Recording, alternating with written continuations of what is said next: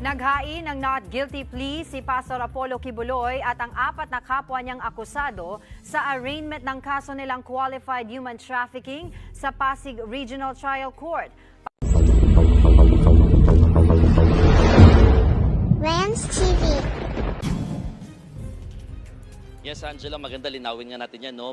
Isang non-bailable offense itong isinampang qualified human trafficking dito nga sa pastor, no? Kay Pastor Apollo Kibuloy. Nag-ugat ito dahil sa reklamo na inaakusahan nga ang pastor na nagtatraffic ng ilang mga miyembro ng KOJC, particularly mga kababaihan na mga menor de edad as young as 12 years old para magbenta ng ilang goods at makapag-raise ng funds para sa kanilang simbahan. At yun nga, no, naghain ng not guilty plea ang kampo nitong si Pastor Apollo Kibuloy, kasama na nga rin yung apat na iba pang kapwa niya akusado.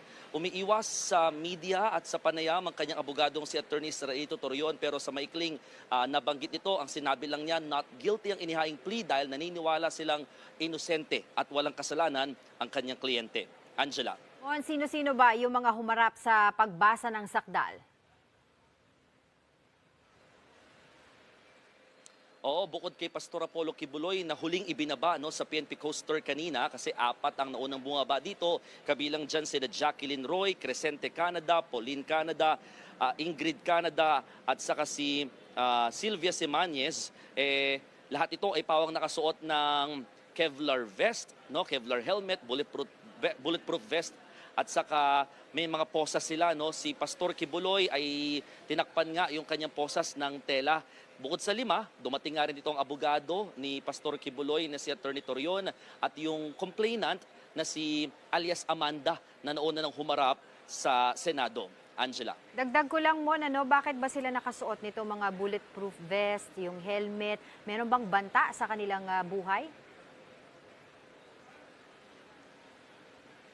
Oo, yan yung pinaka-premise at sinasabi nga ng kampo ni Pastor Apollo Kibuloy na may mga banta sa kanilang seguridad. Ito rin daw yung dahilan, kaya nga ito yung nire-request nila na maalis, no, o malipat ang kanilang kustodiya mula PNP patungong AFP. Ito yung matagalan nila sinasabi na merong threat, lalong-lalo na sa buhay ng pastor kasabay nga nitong kanyang mga kinakaharap na kaso. Angela. Mon, sa Davao City, talagang naging solid yung suporta ng KOJC members dito kay Pastor Apollo Kibuloy.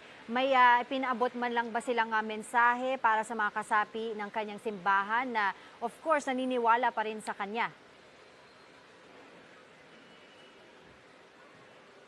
Oo. Kanina talagang sa paglakad ni Pastor Apollo Kibuloy papasok sa Pasig City Hall of Justice, nagkakaroon ng pagkakataon ng media, bagamat pasigaw lamang ang pagtatanong natin sa pastor, sumasagot itong si Pastor Kibuloy, no. Una, nung tinanong kung kumusta siya, ang sinabi lang niya, okay, maayo, no, mabuti yung kanyang sinasabi. At nung atin siyang hingan naman ng kanyang mensahe sa kanyang mga supporters at mga miyembro nga ng KOJC, ang tanging nasabi lamang ng pastor ay tatag lang, tatag lang. Ito yung mga salitang iniwan ng pastor habang siya ay papasok at palabas nga ng Pasig RTC para sa kinakaharap niyang mga kaso kasunod ng ginawang arraignment kanina.